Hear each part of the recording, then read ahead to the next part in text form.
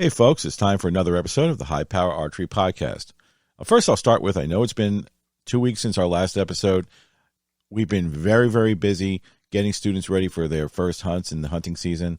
A lot of things going on this time of year, but we're going to get back to our regular programming schedule within the next week or so, so we should have episodes up regularly.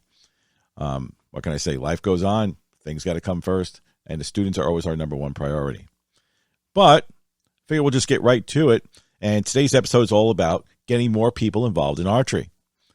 It's something we've touched on from time to time, but of late we've seen a lot more interest in archery in general, and we've been getting a lot more new people involved. And maybe it's because of the lockdowns and people being stuck at home, wanting to find something to do, find an outdoor activity. Could be a lot of different things. To me, it really doesn't make a difference. The fact that they want to get involved is all that really I need is an inspiration to help more and more people get started. But in any case, I thought that this podcast might be a little bit important, for people to have a discussion about how you get other people involved, and more importantly, how to keep them interested and keep them going. Because the fact is, if you get them started, then they'll get more people together. And before you know it, you have a whole lot more people involved in our sport. And that can only be good. Just touching on what happens in the hunting part of things. Just because you're getting involved in archery does not mean you're going to become a hunter. And I find that a lot of people start the sport for physical fitness. They started because something they saw on the movies, something they saw on TV, whatever. Doesn't make a difference. But in the case of hunting, because as many of you know, I'm a hunter safety instructor, the problem we see there is we see our numbers shrinking and shrinking every year. And that's because generally it was always taught from one family member to another, and they never really found that, if you skipped a generation, okay, then it was gone from that family for the most part. And if you didn't have someone directly involved in your family, you probably didn't have anyone to teach you in the first place. But now things have changed so much that it's a lot more open to us and a lot more people can get involved. And what we don't want to see happen in archery in general is, as opposed to what's been happening in hunting, where the numbers keep going down, but we're doing our best to keep them going up by getting more and more young people involved and people from different walks of life involved, is we don't want to see archery fade away. Now we've kind of like on that bottom of the bubble where we're trying to see it go back up, and that's what we really want. The worst thing that could happen is if less and less people are out there, the archery business as a whole, manufacturers, industry, that sort of thing, they're all hurting right now. The pandemic has hurt shops that aren't open. People just can't get access to stuff. And I know we complain about the online vendors like killing all the shops and all that. And it's a big thing. It hurts a lot of different people from all walks of life. But at the same time, right now, if we spread it within ourselves, we can bring that back. We can help to revive the industry, help to keep our sport going. Because remember, if the industry is not out there anymore, where those companies go out of business, who's going to make the arrows? Who's going to make the bows? So that indirectly, by bringing more people into this, you can get them to be supported, which means they continue to go on, and you get your own supplies and stuff like that. You still have the supply line going. So it's going a little bit off topic, but that's why I think it's another reason it's important to get more and more people involved. But I digress. So we'll get back to this. So like I was saying, for years, archery was something that you saw in the movies, Robin Hood or Hawkeye from cartoons and TV and stuff like that. And more often than not, if someone was a shooter, it was more likely because their father or someone else in their family was a bow hunter and taught them how to shoot when they were very young. But outside of that, like I said before, it wasn't all that easy or common to find places to try archery. Now, fortunately, thanks to the internet, which has its good and bad, don't get me started on that, people can learn some basics online, order equipment online, and get started on their own. It's not always the best way to go about things, but for sure it's added to our numbers. So the question still remains, how do you get more people involved? If you look at my posts on Facebook or Instagram, you can see that I work with a lot of kids. Kids is pretty much what I'm all about. I work with a lot of adults, but the kids are my big thing. Sometimes it starts as just an activity that they want to do because they saw it in a movie, like I said, and we get a lot of that. Other times it's because the parents want to get them off the video games. And I see a lot of that. I can think of 10,000 reasons why some people come down and get started, and that goes for both kids and adults. But the key thing is to get them started in the first place. Now, many will be surprised to find out that once a child starts shooting, it's not all that uncommon for the parent to want to give it a shot too. They often see how much fun their son or daughter is having and want to give it a go themselves. I mean, I can tell you at least 4 or 5 examples in recent months where they brought a child down to me to try it. They liked it so much, they got their own equipment. And since the first thing I tell people is, I'm not a babysitting service. When your child is learning, you are down there with them. And I don't care if you're, whatever's going on, you're not leaving them with me. You're staying with them. You're watching everything that's going on. It's part of being safe. And you're actually seeing what they're doing. Okay. It's very important for the parents to be involved in the child's lives. And they see that the kid's having so much fun. Eventually, they want to try it. They want to get involved. And before you know it, they're asking me, like, can you set me up with my own equipment? And they start taking lessons together. And I have a lot of examples where the whole family now shoots together. And even though they're down with me from maybe once or twice a month for a lesson, it's like they go and they shoot together with their own targets and all that. And that becomes the family thing. Not only did they peel the child away from video games, if that was the problem, or, you know, you're stuck indoors during the pandemic lockdown, which for some reason is still going on, but that's neither here nor there. And, you know, what other people decide to do is their business.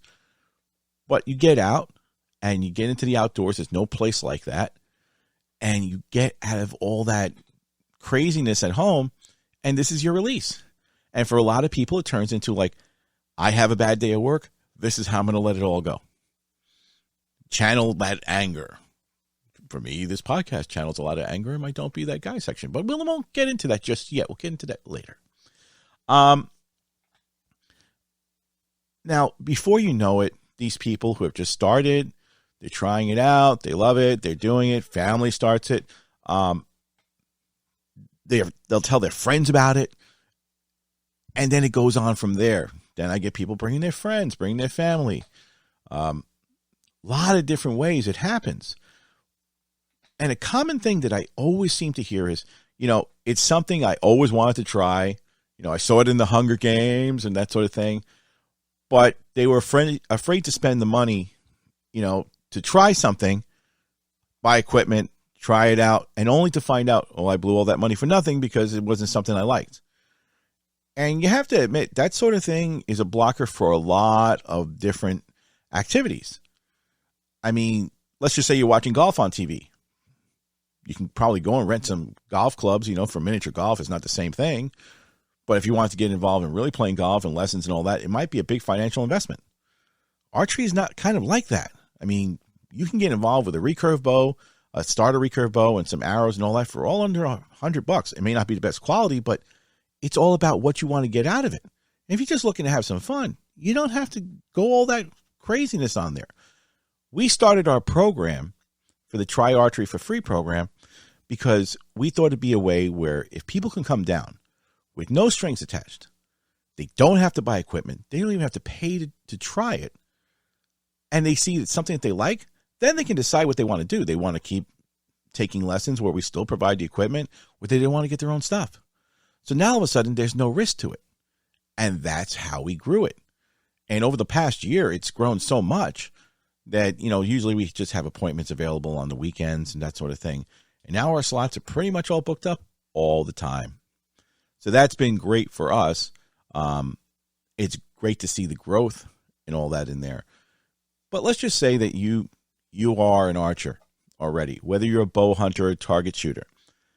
I think you'll find out more than not that the people that you hang out with at the range pretty much all have the same interests as you if you're a bow hunter. If you're a target archer, you're all together at the target archery range for a reason. You're all doing the same thing. And sometimes, more than not, it's one of those things that you do and nobody else knows that you do it. You know, I don't go around with it. I don't have a tattoo on my arm that says, I'm an archery instructor. Hey, ask me if you want to have more information. I'm not a walking billboard. But most people do ask me, like, what is it you do? Like they see me pulling out of my driveway every morning on the weekends. And like, where is it you're going? I'm like, well, I'm going down to the archery range. You got to teach some lessons. And they're like, oh, you do that? And it goes to the same thing where I'm saying that if they don't know what you're doing, they can never get involved in it. So sometimes it's on you as the archer to try to get the word out there. Granted, I know in this day and age, some people are pretty antisocial. It just comes with the territory. I've seen it before. But let's just say your child's involved in archery and you see how much fun they're having. Don't you think they'd have more fun if they were doing that with their friends too? I mean, their friends are playing video games or whatever. They don't want to feel like the odd man out, but at the same time, they're like, if they brought their buddy over to do it, maybe he likes it. Before you know it, they have their own little clique going where they got, and I've seen it happen where I start out with 2 kids that I'm training, and all of a sudden they bring their friends and they bring their friends. And before you know it, I've got 10 kids all together who all know each other, who through one way or another, they're like their own little pandemic of archery because they start spreading it. And once one catches it, the other one catches it, and the other one catches it. And you're always going to have those people that start and, try it out for a little while, and then it kind of like burns out in them. But that's where it comes to our next part of how do you keep them going? So going back to the Facebook and the Instagram posts that I do, if you look at it, you'll see a lot of different pictures of a lot of different people. But especially when it comes to the kids, you're always going to notice that there's always something different. They could be shooting at a regular target. They could be shooting at a zombie target, an ogre, something like that. I'll make it harder for them. They'll shoot at balloons. And you'll be surprised how that keeps them going. Because if you have them doing the same thing over and over and over again, then they're going to get bored. Or say that they get really good at it. They're going to master it, and they're going to get bored. Or if they're not very good at it, they're going to get tired of it, and they're going to get bored, and they're going to want to get out. So it's a 2-part thing. To keep people involved, you have to see that they are liking what they're doing. And I hate to say it, but in the modern mentality, instant gratification is a thing that a lot of people have to have, or they're going to just drop something like a hot rock. See it all the time. And this is a problem that I see as a disconnect for a lot of coaches and instructors out there that for some reason they don't get. Now, I'll first define what I think is a coach or an instructor. And I know I'm going to catch flack for it. And personally, those of you who know me know I could care less what you think when it comes to what I have to say, because I'm just going to speak my mind about it. But here's the deal. A coach is someone who actually takes and tries to mold a shooter into what they should be and watches them, is attentive to them, cares about them and about their progress, and helps them along in their journey to become a better archer. Now, that does not mean you should be the person who takes a seat, says, do this, do that, yeah, okay, you're dropping your arm. Yeah, I can describe this too many times because I see it all the damn time. For real people, if you're just there to collect a paycheck, get lost. You're not the kind of people that need to be doing this. And I find a lot of the parents, they're like, well, you're really like with the kids individually when you try to do this. I'm like, yeah, because not for nothing, while I can teach a group of people at the same time, be they children or adults, the thing is, if you don't give attention and enough attention, you're going to lose them. And if you're just barking at a kid, or barking at an adult for that matter, you're going to lose them. So to me, a coach is someone who gives a damn. Someone who's going to be there for that person. Try to make it interesting. Try to change it up. If they're having a problem with something, switch to another technique. Have enough intelligence to know this is not working, switch to something else. I just had someone come to me who has a left eye dominance problem was working with somebody else for 2 years and did not figure that one out. Not for nothing. I've seen this guy before, and if he crosses my path within the next few weeks, because that's about how much longer we've got outdoor season to go, where it's actually warm enough to still shoot outside, it's not going to be pleasant. But besides the fact, if he had paid attention, we wouldn't have this problem. And this person was ready to give up. Nope. Fixed them all up. They're good to go. That's what I'm talking about. That's what a coach or instructor should be like. So if that part of the equation is there, where you have a good coach or instructor, it is possible to keep people interested, to keep it going. What works for some person doesn't work for the other one. If you get frustrated, you're going to want to give up. You want to bring more people into this. If you find out that you love doing this, and every single time you're seeing you're getting better and better and better, not only are you going to want other people to come with you to try this out, to say, well, look, I can teach you. I can do this. I can do that. And you see how much fun I'm having. It doesn't get boring. I mean, you know what boring is? Boring is going down to the range, putting the same target out there at 20 yards and shooting the same thing over and over and over until you're blue in the face. I mean, how much of that can one person take? For real. Now, you want to challenge yourself? Put it out further. I know people in the Northeast think that shooting past 20 yards is a sin. Get over it, people. For real. Whenever you see one of my girls out there shooting 40 or 50 yards, don't come telling me, why are they doing that for? Because honestly, you're part of the problem. Make it different.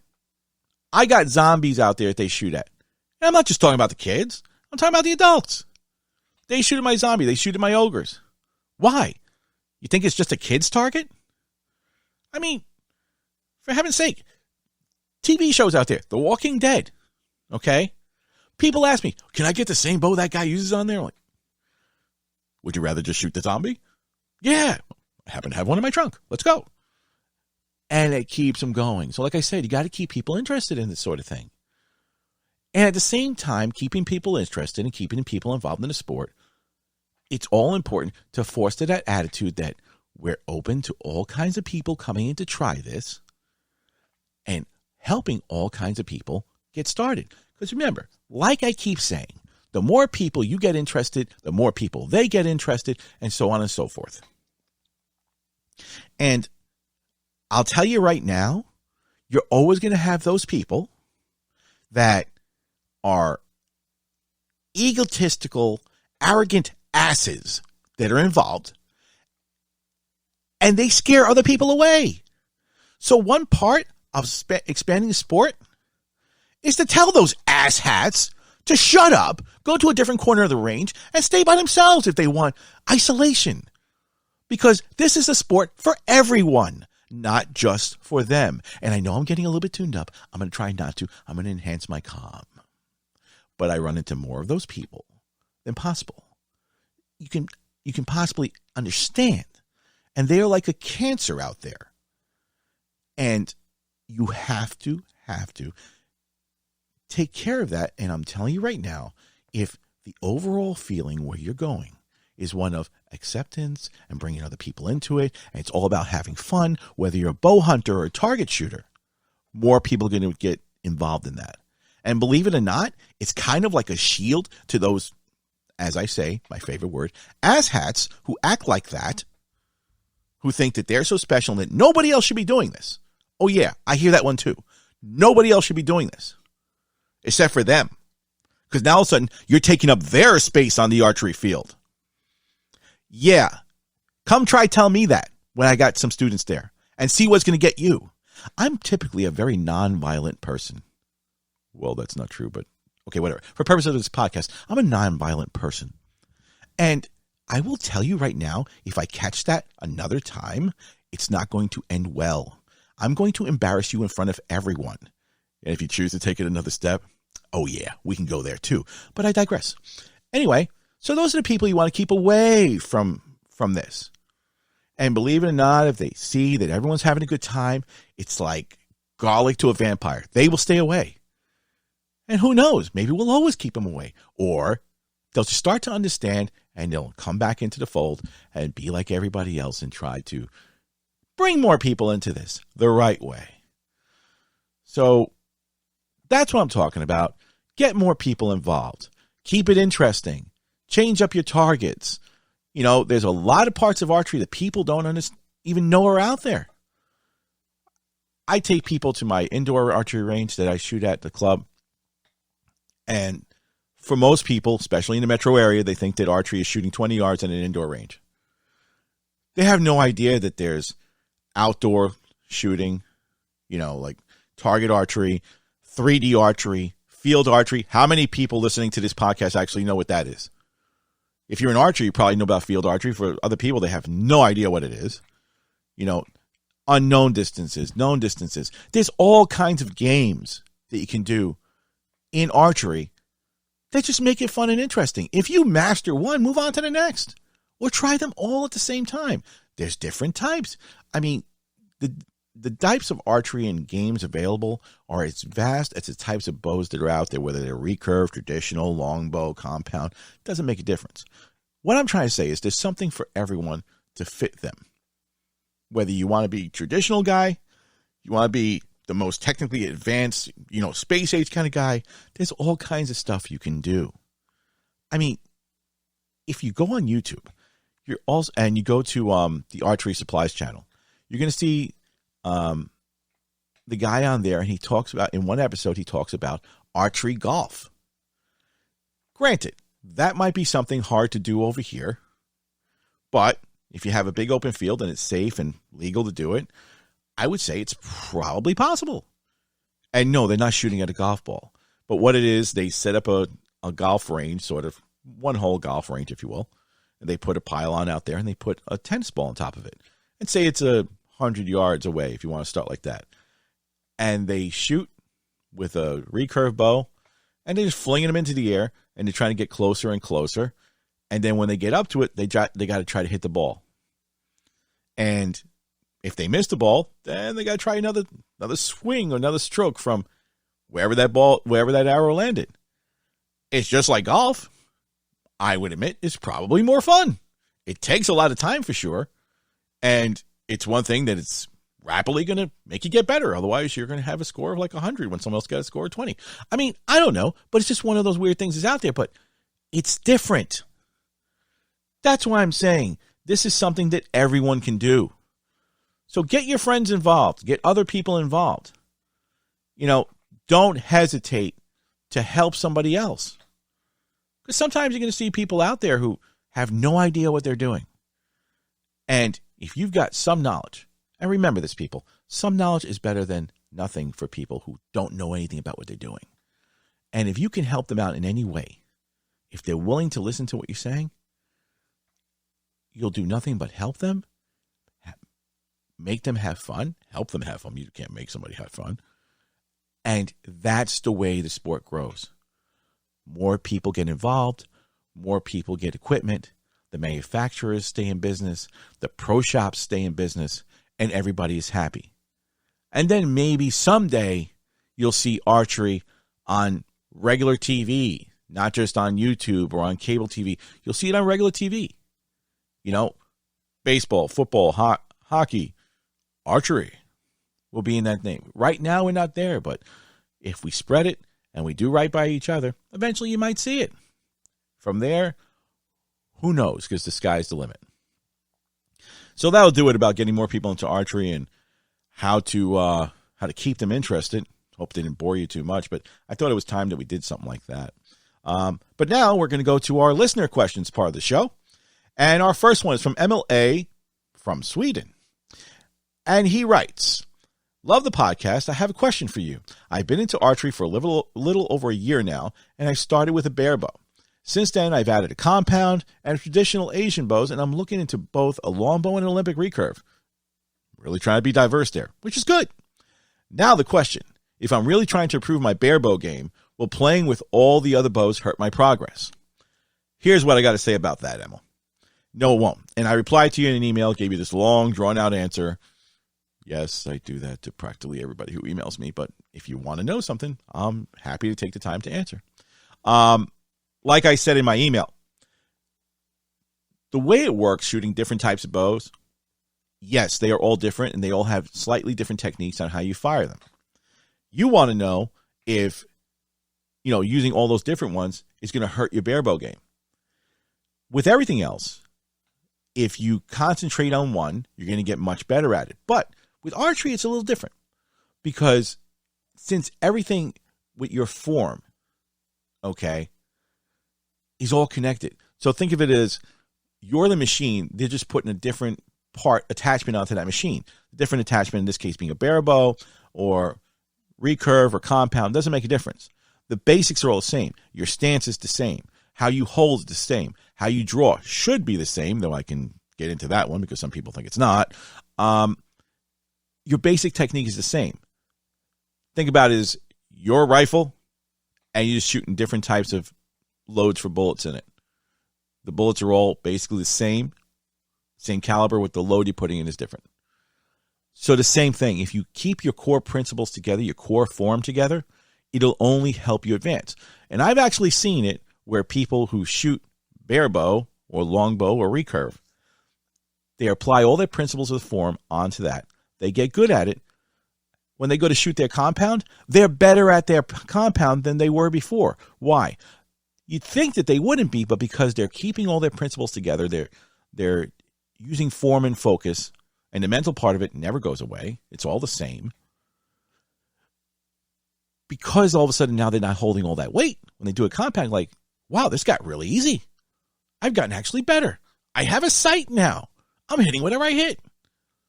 Working with a longbow or one of those Asian bows, you don't have a sight, so you're learning to use different parts of your mental game to make it work for sighting. It all sharpens up your different senses. They say that if someone loses one of their vision or their hearing, another part of their senses only becomes that much stronger. So you got to think about it like this. If you're shooting, a different type of bow, yes, you are strengthening maybe other muscles depending on how you're holding it, but if you're keeping the form system the same, you're sharpening your mental part of it when you're aiming, because you have to use your brain now to aim on how you're going to do it, not just putting a pin on something. Well, now when you get that pin together with the compound, it's all of a sudden going to aid you, because now you can use the pin and your brain to make the calculations. And it happens in the blink of an eye, and people get better with it.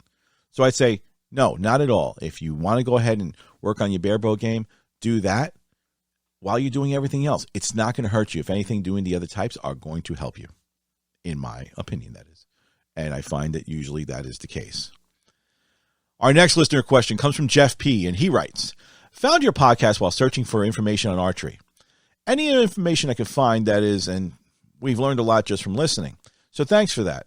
I ordered bows for myself and my son Kyle from Amazon because there are no shops around us, and the nearest one is 3 hours away. I find that this is pretty common. A lot of people think that, you're in the city or something like that, and, 3 hours sounds like a long way. Yeah, it is. Unfortunately, we don't have shops on every block. Like I said, our sport, especially with the pandemic, has shrunk in the availability of the outlets where you're going to get stuff. So hearing from someone that the nearest shop they can get stuff from is 3 hours away, while you would think it's unusual, it really isn't these days. Let's keep going on. We have an outdoor range not that far from us and went there just last week. One of the old guys there took a look at our bows and said we need to get rid of them and get real bows. He said they were garbage. Oh, I know where this is going. And that we shouldn't be using them because we got them online and they weren't made in America. It kind of bummed my son out. He said if we weren't shooting a real bow like a Hoyt or a Matthews, we should just give up and we would never be able to hit anything. Oh, I love these people. We haven't been doing that great with them, but we've been doing okay and can shoot maybe 15 yards now. My son loves shooting too. I guess I'm asking if he's right and if we need to just bite the bullet and get something from a shop. Financially, we're pretty strapped, so I can't afford one for me, but I want to keep my son in this, so if I have to, then I'll do what I can. I just need to know which way to go. Can you give us any advice? Okay. Jeff, if you're listening to this, I emailed you back, I think, literally 10 minutes after I got this email because I felt it was important to get you a response right away. And when I got this email, I saw this and frankly, I exploded. I was using profanities and stuff like that, smacking my head into walls. And I was very, very angry. But after I calmed down, I actually emailed them. Short time later, I FaceTimed them. I said, listen, I'm a real person back here, and I'm going to tell you, don't be discouraged by what you're hearing from these people. Because it killed me inside to hear that there's still people out there doing this nonsense. But at the same time, I also know that it exists a lot. And here's what I'm going to say.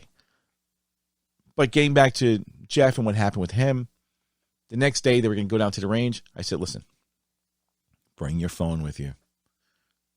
Bring me up on FaceTime. And they're in a different time zone than me.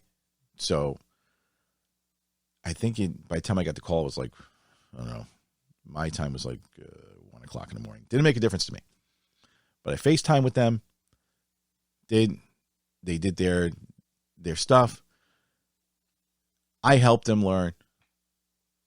They feel good about it. They understand what's going on with it. But the fact of the matter is this. You are always going to run into the people who, like I've mentioned in many Don't Be That Guy segments, if you're not shooting what they shoot, they think it's garbage. And unfortunately, they taint our sport.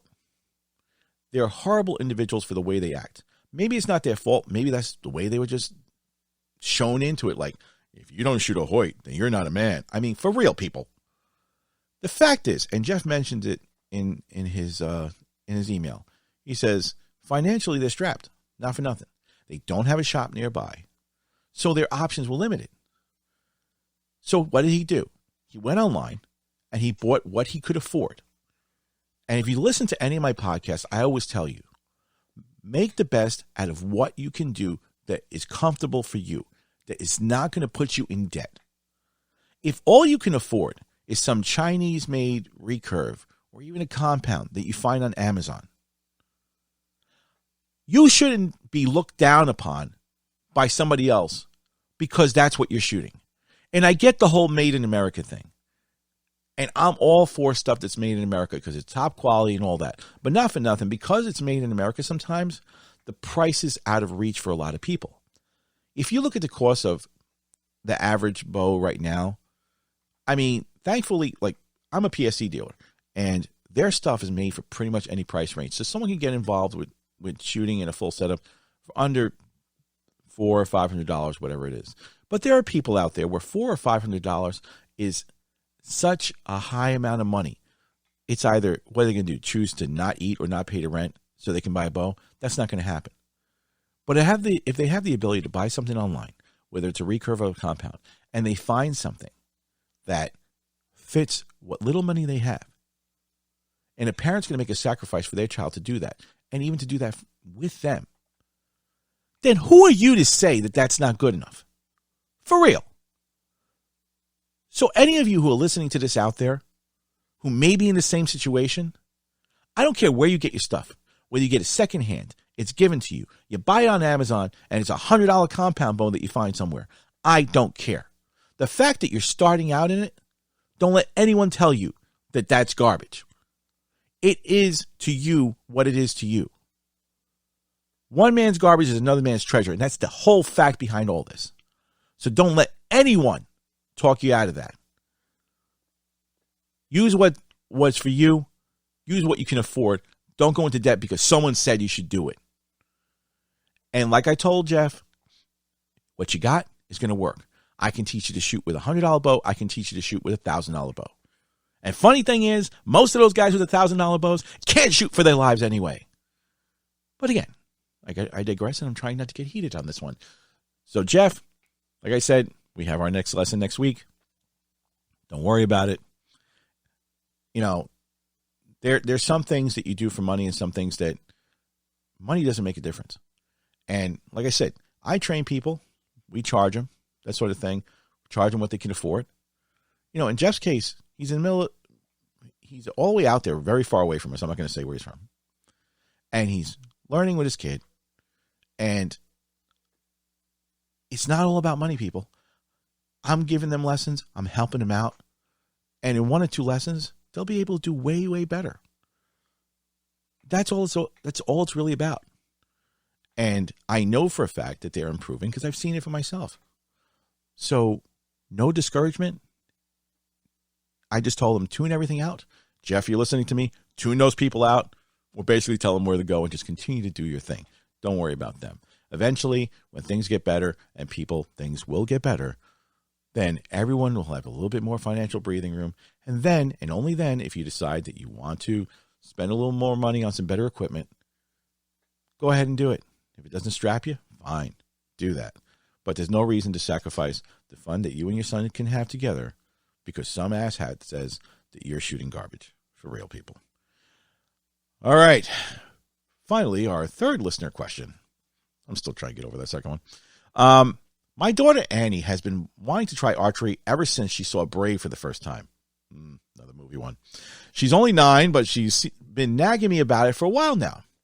We had gone down to a church outing last week, and they had an archery range across from the lot, so we decided to go take a look. There was a girl shooting, and she was around my daughter's age. I asked her mom about how she got into doing it. While I was doing that, the little girl came over to us, and before I knew it, she was asking if my daughter wanted to try shooting her bow. Layla had never had so much fun. Her mom told me that they come to see you a couple times a month, and you would be the person to talk to. I know exactly where this was. I can't believe that this young lady was so helpful and willing to share her bow with my daughter, but her mom says that's all from her time with you. She said, let's see here. She said, I can't believe this. Okay, no, it's okay. Let's see. She said her daughter's name was Dottie, and she's only been doing this for a few months, but it's all that she ever wants to do now. I know Dottie very well. So I guess indirectly I have you to thank for making it possible for Layla to try archery. I already made my reservation for one of those free lessons you give, but my question is, how do I keep her interested? Again, people, I picked the questions out from the podcast subjects, but again, sometimes the questions become the podcast subject, like this one. I know kids go through phases, and I don't want to spend money on something only to find out she loses interest a few weeks later. We can't wait to see you, and thanks in advance. Okay. Like I said, this whole podcast was about how to keep people interested, kids especially. And her concern, like I said before, is, I don't want to spend this money. Sometimes money's not easy to come by, just like in Jeff's case before. I don't want to spend this money and 2 weeks later find out, oh, I don't want to do this anymore. And it all goes down to how you do it, who you're doing it with. So what I'm going to say to you, Marianne, is this. Once you get started, you'll decide if you want to do this. If she already likes it. She gets started. The idea is to do it with people her own age. That's one. And if there's not enough people her own age, like I said, if she tells her friends about it, they're going to want to try it too. And before you know it, they're doing it as a little group. And I find that's more important to the 12, 15-year-olds, 16-year-old teenagers, because they get to do it as a group together with people their own age.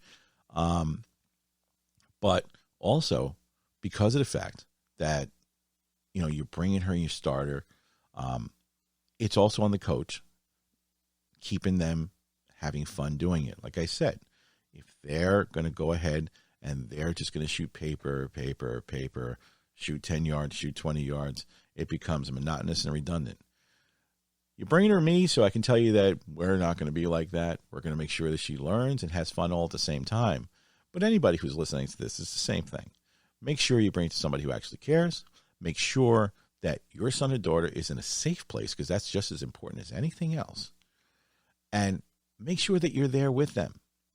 If you can do those things, if you make sure they go into a safe place, you're there with them through this whole thing, and that the person who's taking care of it, who's showing them, is making sure that they're growing, that they're having fun, and that they're keeping it interesting, then there's never going to be a problem. It's when one of those three things is lacking that you find out that they all of a sudden don't want to do it. And when I look at something like that, I usually find out there's a little bit more to it, and we just take care of it. And then before you know it, they snap back and they're all good for it. Okay, so now it's time for our Don't Be That Guy segment. And I've been, we have different segments of Don't Be That Guy every single episode. And frankly, some people listen to this podcast just to get to this part. Because I turn into a ranting, raving lunatic sometimes because of some of these subjects, but whatever. So, this week's Don't Be That Guy is kind of important to me myself because it's a subject that, let's just say, really got to me over the last 2 weeks. But let's just start with this. You know, it's 2020, and I would have thought that in this modern day, the idea of archery being a sport for everyone would be pretty well accepted. There are women out there who can blow the doors off any guy they go up against on the shooting line. Paige Pierce is one of them. She's a professional archer. Trust me, any guy who thinks that, oh, she's a girl and I can beat her, go up against Paige. In my world, some of my girls go out to the outdoor range. They will smoke anybody they go up against. Adult, child, doesn't make a difference. That being said, recently I posted that I had started training a young lady as my apprentice. I'm teaching her everything I know. I teach my students a lot about how to work on their own bows and all that, but in this young lady, she had that something, and I'm teaching her everything that I know. She's becoming my apprentice so that she has her studies and her regular schoolwork, but she's going to learn how to do everything that I do. Okay? Going beyond it, the well-rounded archer, she's going to learn to be a bow tech. She's going to learn how to help people, how to teach people. An apprentice, the whole thing. So when I posted that, okay, the truly ugly side of some of those guys came out, and they all know who they are. And you all know that I make fun of a lot of people in my Don't Be That Guy segment. But these people have become the greatest example of the don't be that guy that you could possibly ever find. They think that archery is a man-driven sport, that it should only be done by guys. And then for them to find out that I had selected a young lady to become an apprentice, to learn everything, to them, the hate mail I got back was so bad. Trust me, the hate mail I returned to them was worse. So don't be that guy who thinks this is only for guys. Seriously? It's for everyone. Archery is for everyone. It's not just for the dudes, the cool dudes, whatever it is. It's for anyone out there. I don't care what or who you are. Okay? Like I said, it's 2020. You would have think that most people would have gotten their heads out of their asses already, thinking that it's only guys who can do this, that archery, hunting, whatever you want is for men only. Okay? You can take that attitude and you can shove it. Seriously. If a girl or a guy wants to learn how to shoot, I could care less. I will teach them. If a child wants to learn how to shoot, I will teach them. You are no person to go and say, because you're not of the same gender as me, you can't do this. I can't believe the stuff I got back from these people, and I returned fire equally as nasty. Because if they can't accept it, do yourself a favor, get out and go find something else to do. The fact that I have a young lady who's extremely intelligent, got that special something, and she wants to put in all the work and all the time to learn exactly what I do so that she can teach other people and that she can help other people. I mean, all my students know exactly how to fix bows, how to do everything, and how to help every other person out there. She's going that extra level to learn how to coach, to learn how to work on stuff, and how to spread this even further. Face it, people, we don't all live forever, okay? After I'm gone, there has to be somebody else to do it. And then they can teach someone else. And then they can teach someone else. So those people out there who think that a girl shouldn't be doing this, a girl shouldn't be doing anything in archery for that matter, yeah, like I said before, shove it. I don't care. Don't be that guy who's going to act like that in front of other people, or be a coward Oh, yeah, this is the best part. You are a keyboard warrior. You're a coward, and will send those things via email from some email account you just created out there, because it's not a real email account, because you're too scared to say that to someone's face. So as an additional, don't be that guy. Don't be that keyboard warrior out there. Goes on forums, says all kinds of nasty things on there, but in real life, wouldn't say anything to anybody's face.